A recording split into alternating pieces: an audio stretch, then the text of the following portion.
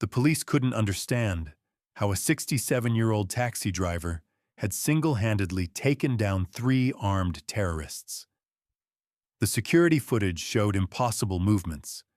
Too fast, too precise, too professional. They ran his license. Nothing special. Then they ran his name through a different database. And suddenly, everything made sense. On a cold Tuesday evening in Chicago, Frank Morrison sat in his yellow cab outside Mama Rosa's Italian restaurant on Lincoln Avenue. The 67-year-old retiree was waiting to pick up a lasagna order for his regular customer, Mrs. Chen, his engine idling while he listened to the news on the radio. For 20 years, he'd worked the same routes, served the same customers, lived a quiet, unremarkable life. There was nothing extraordinary about Frank's appearance. Average height, slightly overweight, gray hair, just another ordinary man. His passengers called him Uncle Frank. He was always polite, always patient, never argued, always tried to smile. Sometimes he'd mention stories from the war, but most passengers didn't really listen. They figured old men always lived in the past. Inside the restaurant, the dinner crowd was settling into evening tranquility. Families sipped soup, couples talked over wine, children played with their pasta sauce. No one noticed the door opening. No one saw three figures enter. Not until the first scream. Everyone down, hands up. Three masked men stormed into the center of the restaurant, automatic weapons raised. Customers dove under tables in panic. Children began crying. Waitstaff froze in terror. Frank, inside his taxi, watched the restaurant through his mirror. Three armed men, coordinated movement, professional entry, terrorist attack, or a very well-organized robbery. Either way, civilians were in danger. A normal taxi driver would call police and drive away. Frank Morrison wasn't a normal taxi driver. Calmly, he turned off the taxi radio. He controlled his breathing. He slowed his heartbeat. He blinked once and turned the key in his mind. Within 3 seconds, the gentle 67-year-old taxi driver Frank Morrison disappeared. In his place stood Sergeant Major Franklin James Morrison, 1st Special Forces Operational Detachment Delta, 25 years field experience, 47 successful operations. What he retrieved from under his seat wasn't a first aid kit. It was a black, compact, custom-made case. Inside, a .45 caliber Colt 1911, 2 magazines, a tactical knife, and a very special device. Frank always kept this case with him. Habits die hard, he'd tell himself. Inside the restaurant, the lead terrorist was shouting, "This is a message. Innocent people will die for America's dirty wars." The other two were moving table to table, terrorizing people. Frank slipped quietly from his taxi. Gone were the slow, heavy steps of an old man. His movement was fluid, silent, lethal. Within 30 seconds, he had infiltrated through the restaurant's back entrance. In the kitchen, Maria was washing dishes when she heard the commotion. She was afraid to look through the door. Suddenly, a shadow appeared beside her. "Shh," Frank said, finger to his lips. "How many? What weapons? Where are the hostages?" Maria whispered, trembling. 3 men, big guns, everyone's under tables." Frank nodded. "Exit through the back. Call police. I'll handle this." "But you're just—" "I've got this," Frank said, his voice containing no doubt. After Maria left, Frank assessed the situation. 3 hostiles, automatic weapons, approximately 20 civilian hostages. Wide area, limited cover, multiple entry points. Challenging, but not impossible. He'd faced worse in Vietnam. He peered through the kitchen door. The leader was giving a speech at center stage. The other two positioned left and right. Basic triangle formation. Not amateurs, but not elite either. Frank's plan was simple. Fast, silent, effective. First the farthest target, then the right. Finally, the leader. 3 moves, 10 seconds, mission complete. The first target was the man in the right corner. As Frank exited the kitchen, he deliberately dropped a plate. The moment the man turned toward the sound, Frank's tactical knife was embedded in his throat. He collapsed without a sound. The man on the left noticed his partner had fallen. Ahmed? Ahmed, where are you? His voice was panicky. He hadn't even seen Frank. The second target was trickier. Open area, weapon at ready. But Frank had the advantage. Experience. For 25 years, he'd fought in the world's most dangerous places against the world's most dangerous people. When the man spotted Frank, it was already too late. The old taxi driver's speed was incredible. By the time he tried to swing his weapon around, Frank was already beside him. One move, broken neck, silent collapse. The leader finally realized the seriousness of the situation. Who's there? Show yourself. He pointed his gun at a hostage woman. Frank stepped forward, hands raised. Just me. An old taxi driver. I don't want to hurt anyone. The terrorist laughed. You killed my partners? Impossible. Sometimes old people can surprise you, Frank said calmly. He was slowly approaching as he spoke. Stop. One more step and I shoot. But Frank kept walking because the terrorist had made a mistake. He'd turned his weapon toward Frank, away from the hostages. That was all Frank needed. The final move was the fastest. Frank lunged forward, deflected the gun, brought the man down. 2 seconds later, the terrorist was unconscious.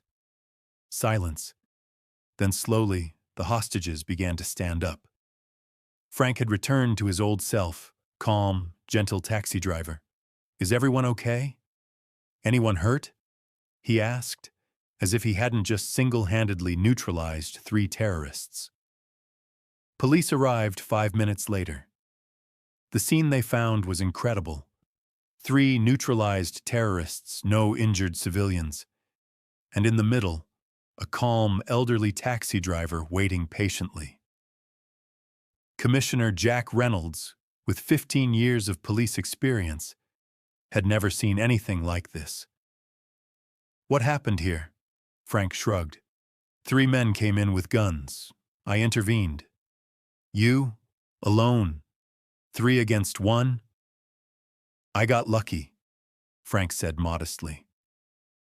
But the security camera footage showed movements that couldn't be explained by luck. Commissioner Reynolds watched the recordings over and over. This man wasn't a normal taxi driver. Research Frank Morrison, he told his assistant. I want to know everything. The initial search results were ordinary.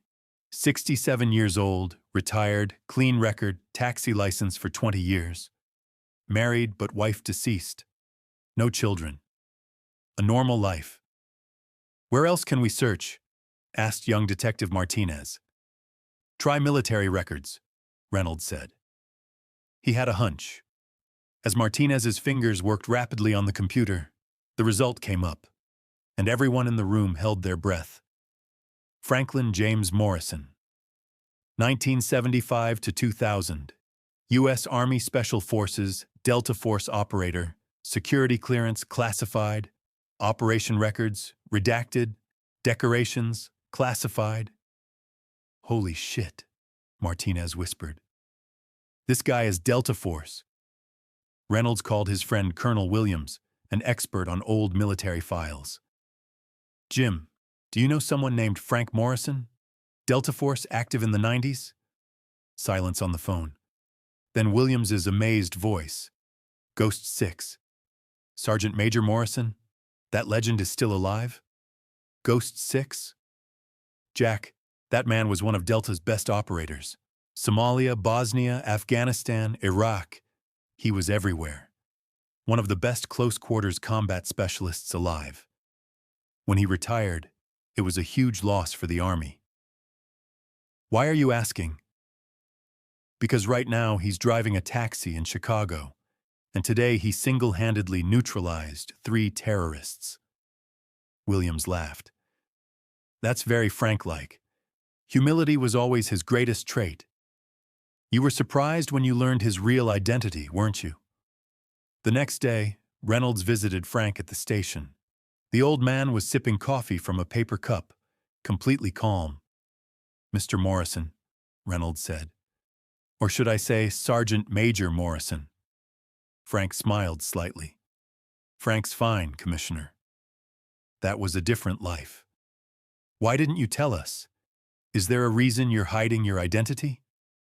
Frank looked out the window, a distant expression in his eyes. "I fought for 25 years. My family fought. I wanted peace. Just a normal life. Drive a taxi, listen to my customers, be kind to everyone. I wanted to leave that Frank Morrison behind. But last night, that Frank Morrison came back. Sometimes when innocent people are in danger, old habits return." Frank's voice grew serious. "Those men were terrorists. They would have hurt innocent families. I couldn't allow that." Reynolds nodded. "I understand. So what happens now?" "The media is starting to take interest." Frank stood up. "Now I go back to my taxi.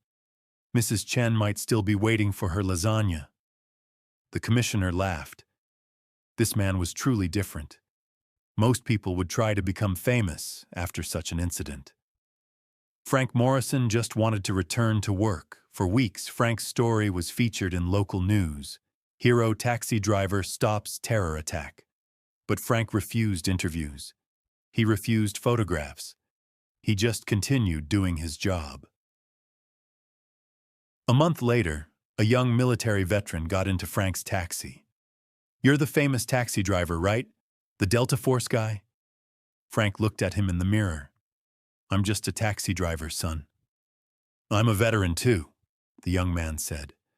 "I served in Iraq. I'm struggling with PTSD. Can't find work. Sometimes I feel worthless." Frank pulled over and turned around. "Listen to me, soldier. You're a valuable person. You fought for your country. Now it's time to fight for yourself. It won't be easy, but it's not impossible. And you're not alone." From that day on, veterans were frequently seen in Frank's taxi. He helped them find jobs, drove them to therapy sessions, sometimes just talked. This had become Frank's new mission. A year later, when Reynolds saw Frank on the street, he approached him. "Frank, how's it going?" "Good, Commissioner. How are you?" "I was wondering, do you ever regret it? Hiding your identity?" Frank thought about it. "You know, that night in the restaurant, when I looked at those people, I saw children. I saw the fear in their eyes. That's when I realized that trying to run from my past was a mistake. My skills aren't a source of shame. They're a responsibility." "What do you mean?" "I can never live a completely normal life anymore. But maybe that's a good thing. Maybe my purpose is this: helping people who need it.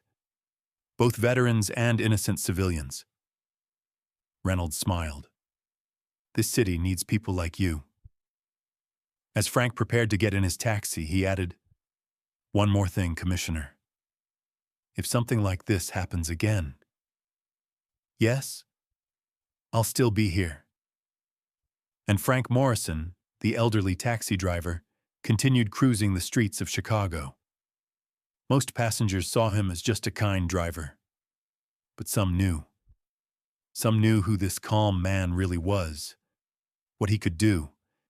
Because a warrior can take off the uniform, but the warrior spirit never dies.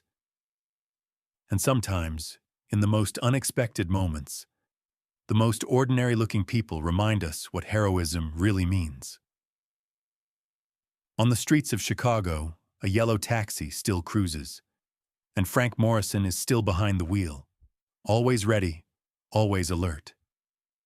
Years passed, and Frank's story became local legend. Police officers would tell new recruits about the night when a taxi driver took down 3 terrorists, but Frank himself preferred to stay in the shadows. One evening, as Frank was finishing his shift, he got a call from dispatch. "Frank, we've got a pickup at Chicago Memorial Hospital. Patient needs transport home." When Frank arrived, he found a young soldier in a wheelchair. The man's legs were gone from the knee down, his face scarred from an IED blast. "You're the taxi driver, aren't you?" the soldier asked. "The one from the news?" Frank helped him into the cab. "Just doing my job, son." During the ride, the soldier was quiet. Finally, he spoke. "I don't know what I'm going to do. I can't be a soldier anymore. I don't know how to be anything else." Frank pulled over at a park overlooking Lake Michigan. "Want to know something?" he said. "The hardest battle I ever fought wasn't in some foreign country. It was coming home and figuring out how to live without the adrenaline, without the mission, without feeling useful. How did you manage it?" Frank smiled. "I realized that the mission never really ends. It just changes. Instead of protecting soldiers, I protect civilians. Instead of fighting enemies overseas, I fight for people here who need help. The skills are the same. The heart is the same. Only the battlefield changed." The soldier looked out at the water. "You really think there's a place for guys like us?" "Son," Frank said, turning to face him, "this world needs protectors. It always has. It always will. The uniform doesn't make you a warrior. The warrior makes the uniform. And that warrior is still inside you." That night, Frank drove home thinking about all the young veterans he'd met, all the people he'd helped, all the moments when his old skills had found new purpose. He'd spent years trying to bury Franklin James Morrison, but he'd learned something important. You don't bury who you are. You find new ways to be who you were meant to be. The next morning, Frank got a call from Commissioner Reynolds. "Frank, we need your help." "What's the situation?" "Hostage situation downtown. Armed suspect, trained military. SWAT is having trouble. Would you be willing to consult?" Frank looked at his taxi keys, then at the old case under his seat. After all these years, the city was calling on Ghost 6 one more time. "I'll be right there," he said. "Some people retire from service. Others just find new ways to serve.